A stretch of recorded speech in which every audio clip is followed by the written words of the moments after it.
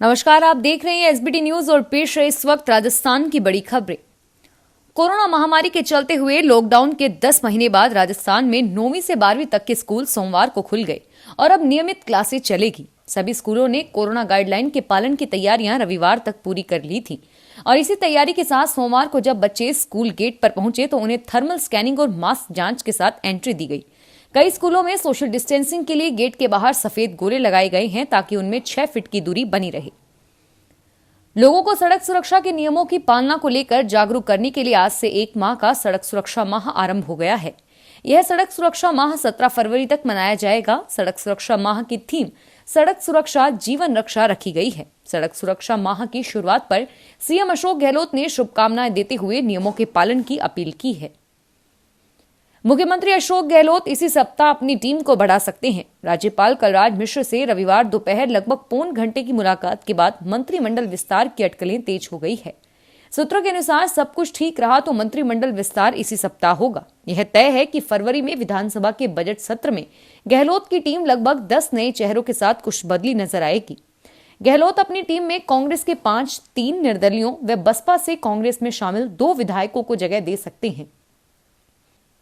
खुद ठगी का शिकार हुआ युवक खुद ठग बन गया। उसने युवतियों के नाम का सहारा लिया और सोशल मीडिया पर उनके नाम से फर्जी आईडी बनाकर लोगों को ठगना शुरू कर दिया।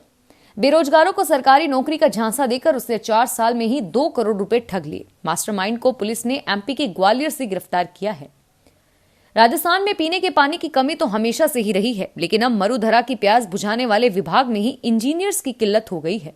प्रदेश में 50% इंजीनियर्स ही राजस्थान को पानी पिलाने की बड़ी बड़ी योजनाएं तैयार कर रहे हैं, लेकिन ये आधे इंजीनियर्स भी कितना काम कर पाएंगे। इसीलिए राजस्थान में पेयजल के 14 बड़े प्रोजेक्ट में लगातार देरी हो रही है। राजस्थान की 7 करोड़ आबादी को पानी पिलाने के लिए 1638 इंजीनियर्स काम कर रहे हैं। प्रदेश में जेईएन से लेकर चीफ इंजीनियर तक 3429 पद स्वीकृत हैं, लेकिन जनता की प्यास बुझाने के लिए पीएचईडी में केवल 50% इंजीनियर्स ही काम कर रहे हैं। सुबह के 3 बजे राजस्थान के काबरा गांव में एक लड़की ने जूते के फीते बांधे और अपने मिट्टी के घर के पास धूल भरी सड़क पर दौड़ना शुरू कर दिया। देखने वाले खास तौर पर ट्रक ड्राइवर उसे देखकर चौंक गए कि यह लड़की दौड़ क्यों रही है। हम बात कर रहे हैं रेस वॉकर भावना जाट के शुरुआती दिनों की, जिनके सपनों की उड़ान रात को ही शुरू होती थी। राज्य के स्ववित्त पोषित इंजीनियर कॉलेज को अब जल्द ही सरकार अपने अधीन कर सकती है। अब तक खुद अपने खर्चे और बजट तय करने वाले इन कॉलेजों को लेकर तकनीकी शिक्षा विभाग की बीते काफी समय से चिंताएं बढ़ी हुई है।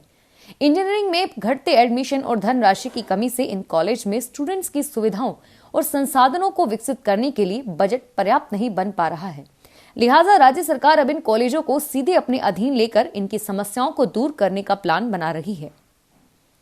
प्रदेश में विवाह के पंजीकरण तथा जन्म रजिस्ट्रीकरण की प्रक्रिया आसान बनाई जाएगी। मुख्यमंत्री अशोक गहलोत ने इसके लिए राजस्थान विवाहों का अनिवार्य रजिस्ट्रीकरण अधिनियम 2009 और राजस्थान जन्म और मृत्यु रजिस्ट्रीकरण नियम 2000 में आवश्यक संशोधन करने के प्रस्तावों को स्वीकृति दी है।